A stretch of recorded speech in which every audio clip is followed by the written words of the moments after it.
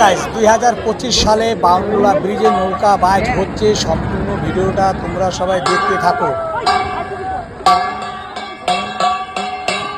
মনটা খারাপ হয়ে